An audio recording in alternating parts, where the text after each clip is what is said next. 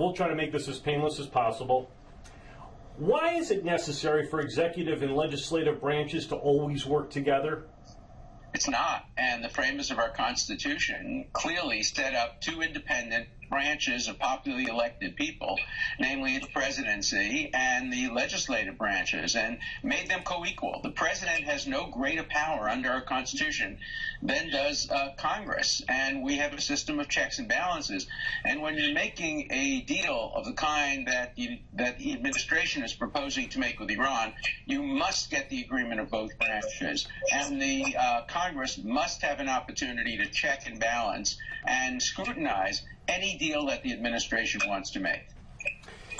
Some Democratic lawmakers say Republicans are intentionally trying to drive a wedge between Democrats and Israel. Do you see it that way? No, I don't. I think that there are too many people trying to use the Israeli-American relationship in a political way. I think it's tragic that some Democrats are not going to come to listen to Prime Minister Netanyahu. I think they have an obligation to listen to all sides of this issue. It's part of their role. They're elected to make decisions based on information. You walk out on tyrants like Ahmadinejad. You don't walk out on America's allies from a democracy like Benjamin Netanyahu. So I think that the administration has made this too partisan.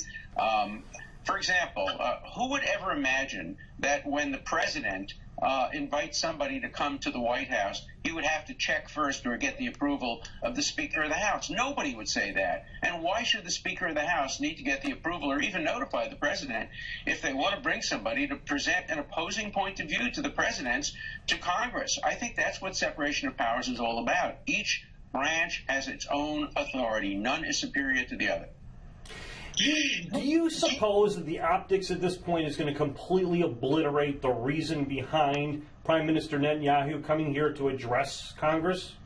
I don't think so. I think that Prime Minister Netanyahu will make a brilliant and persuasive speech, and as soon as he does that, people will forget about the alleged protocol breaches and will listen to the merits. That's why it's so tragic and appalling, in my view, that any Democrats would refuse to come and listen to what the Prime Minister has to say. I can tell you this: I will never vote for or support any congressman or senator who does not appear at the Prime Minister's speech. That is such a show of disrespect for the nation state of Israel and for its Prime Minister and for our system of checks and balances and democracy.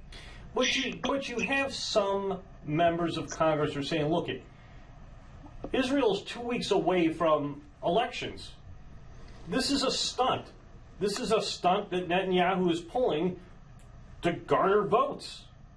Well, I think on the other side, you hear arguments that this is 2 weeks away from an election and the president's refusal to see the prime minister and the president's apparent encouragement of Democrats not coming to see him is a stunt designed to elect somebody other than Netanyahu. So we hear arguments about stunts on both sides. I can't speak for Speaker Boner, but I can tell you this.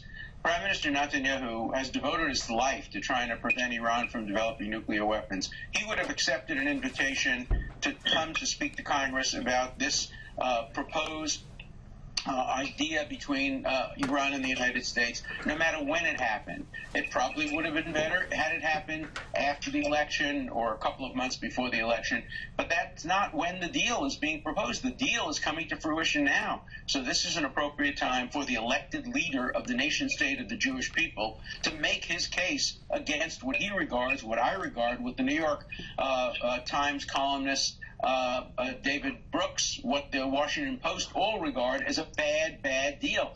This is not between the President of the United States and the Prime Minister of Israel. This is between many thinking people in Congress and in the media and the administration, the Obama administration. There's a division of opinion, and everybody should listen to both sides of the issue.